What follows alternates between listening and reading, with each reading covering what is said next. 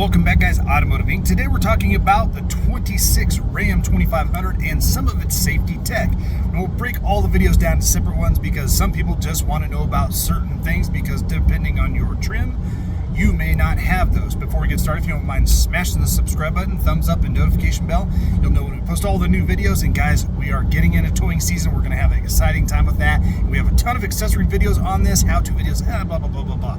Also, last thing, guys, I get this asked a ton when it comes to some of the crap that I'm wearing, like my hats. I'm not sponsored by anybody. I don't want to be sponsored by anybody because I don't want to owe anybody anything. But I will link hats and stuff that are specific to the trucks or whatever. If you dig them, you can head over to the Zon and get them, because if they were crap, I wouldn't even tell you about them. So it gets asked all the time where it's at, and then the people want the link. I'll just start putting them in all the videos that are specific to that one. Now, let's get rolling on safety tech. So this 26 Ram Bighorn does have a lot of standard safety tech, and to be honest with you, a lot of the Rams, even down to tradesmen's, are also packing a lot of that stuff.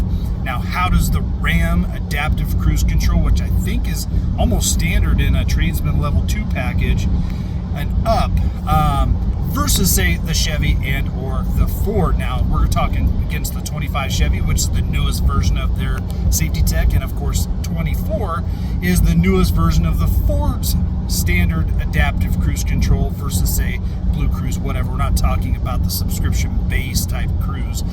We're just talking about your normal adaptive cruise control and how that functions and how good is it and isn't it. Okay, so compared to the three, the Ford came out, the newest version, in 2023. So was a carryover in 24 and, of course, 25 Chevy. And in 25, Ram redid their business. Now, it's very similar to the other ones, but some of my older trucks didn't necessarily have it. And frankly, I didn't have the 24 long enough to play with it. So here we are talking about it today, guys. So first things first, when it comes to the Ram, we actually have two different setups here, guys. So we have our standard cruise control setup here, and then we have our adaptive cruise control. So this is going to be down for creating more distance. You'll have a little green indicator up there. As long as my GoPro focus is good enough, there we go. So you'll have the 3 dots there, so you can increase your following distance and lowering it. Now that is a little bit different than some of them. Some of the actual trucks are going to have just one button. You push it to go up, and then once it hits the max, it's going to go back to 1, and then you keep going. So Chevy and Ford are very similar in that respect. Big difference here for sure is both Chevy and Ford only use one setup for your cruise control. If you want to shut off your adaptive cruise control, you have to push and hold your cruise control button. I have videos on that, and or go into your system and shut that down. Ram gives you 2 different options here. So you can use your standard cruise control button for non-adaptive, and then you also have your adaptive cruise control where you can set your lane, and then you will use these buttons to control both sides of that system.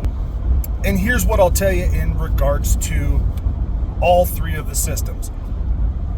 People are going to say that I'm a Ram fanboy because I'm saying it's better. Okay, Ram's adaptive cruise control, along with many other safety features that we'll have later in later videos, is really good.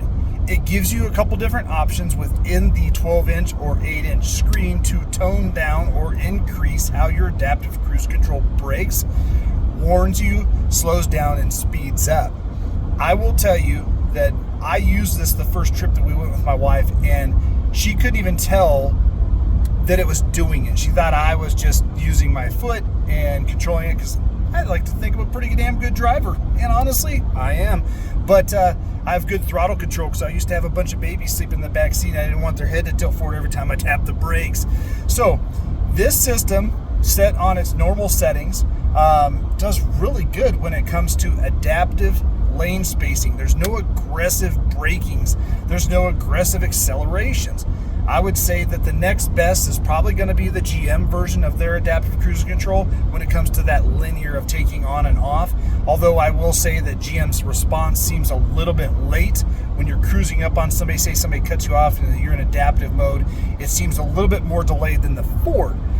I would like to see, again, if all these manufacturers just get together, they could all 3 build one perfect truck. But then there wouldn't be no fun, right?